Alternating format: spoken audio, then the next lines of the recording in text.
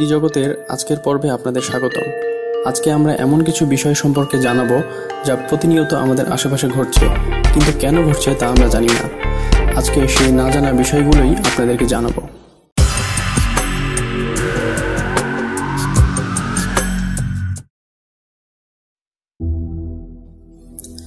আমরা স্বপ্ন দেখি কেন? মানুষ অবচেতন মনে যা চিন্তা ভাবনা করে স্বপ্নের মাধ্যমে তাই দেখা যায়। কোনো কোনো বিজ্ঞানী বলেন আমরা জাগ্রত থাকার সময় আমাদের সময়ের বোধ থাকে খাড়া অবস্থায়, সেজন্য শুধু বর্তমান সম্বন্ধেই আমাদের জ্ঞান থাকে, কিন্তু আমরা ঘুমিয়ে পড়লে বোধ শক্তি থাকে আনুভূমিক, ফলে আমরা অতীত বা ভবিষ্যতে ভ্রমণ করতে পারি। অনেকের মতে জাগ্রত অবস্থায় আমরা যা করতে পারি না স্বপ্নের মধ্যে তাই করতে পারি। আমাদের হাঁচি হয় কেন? আমাদের নাকের স্নায়ুকেন্দ্রগুলো অতি সূক্ষ্ম।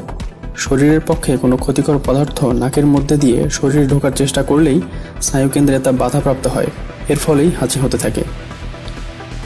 আমরা হাই তুলি কেন? আমাদের শরীরের কাজের ফলে ক্লান্তি আসে। শরীরের ক্লান্তি এলেই বাড়তি অক্সিজেনের প্রয়োজন হয়, তাই হাই তুলে আমরা এই অক্সিজেন টেনে নিই। চিকিৎসকেরা রোগীর নাড়ি দেখেন কেন? নাড়ির গতি হৃৎপিণ্ডের স্পন্দনের প্রায় সমপর্যায়ের। নাড়ির স্পন্দন প্রতি 10 বারে শ্বাসের গতি 2 বার ও শরীরের উষ্ণতা 1 ডিগ্রি বৃদ্ধি পায়। তাই চিকিৎসকেরা নাড়ি টিপে এর গতি দেখে হৃৎপিণ্ড ও শরীরের অবস্থা বুঝতে সক্ষম হন। চুনে পানি ঢাললে ফুটতে চায় কেন? শুষ্ক চুনে জলীয় পদার্থ থাকে না, এটি ক্যালসিয়ামের অক্সাইড। চুনে পানি ঢাললে পানির সঙ্গে রাসায়নিক বিক্রিয়ার ফলে ক্যালসিয়াম হাইড্রোক্সাইড উৎপন্ন হয়, এর ফলে তাপ সৃষ্টি হয় ও চুন ফুটতে থাকে। শিশির পড়ে কেন? রাতে পৃথিবী অনেক সময় বাতাসের চেয়ে শীতল হয়ে পড়ে। সে সময় বাতাসের জলীয় বাষ্প ঠান্ডা গাছের পাতা বা ঘাস স্পর্শ করলে জলীয় বাষ্প জলবিন্দুতে পরিণত হয়ে পাতা বা ঘাসের বুকে থেকে যায়, একই বলে শিশির। এছাড়াও পৃথিবীর বুক থেকে ওঠা জলীয় বাষ্প ঠান্ডা পাতা বা ঘাসের স্পর্শে শিশিরে পরিণত হয়। শীতে অনেক সময় পাইপ ফেটে যায় কেন? অত্যন্ত ঠান্ডা জায়গায় শীতের ফলে পানির পাইপ ফেটে যায়।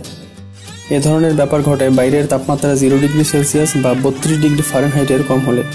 এই তাপমাত্রায় পানি বরফে পরিণত হয়। পানি বরফে পরিণত হওয়ার ফলে পাইপ ফেটে যেতে পারে, কারণ বরফের পানির চেয়ে 1 বেশি জায়গা দরকার হয়। 1 ঘনফুট পানি 1.09 ঘনফুট। দেয়ালঘড়ি অনেক সময় গ্রীষ্মকালে স্লো আর শীতে ফাস্ট হয় কেন?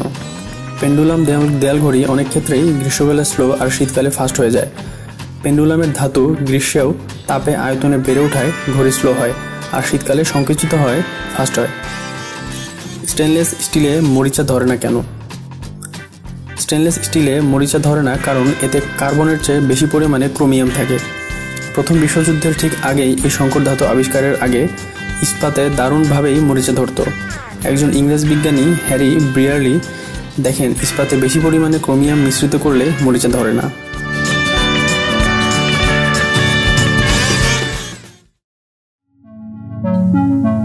ত্রিজগতের এই পর্বটি আপনাদের কাছে ভালো লেগে থাকলে লাইক দিতে পারেন, এবং আগামীতে এমন আরো আকর্ষণীয় তথ্য বিষয়ক ভিডিও পেতে চাইলে সাবস্ক্রাইব করে সঙ্গে থাকুন।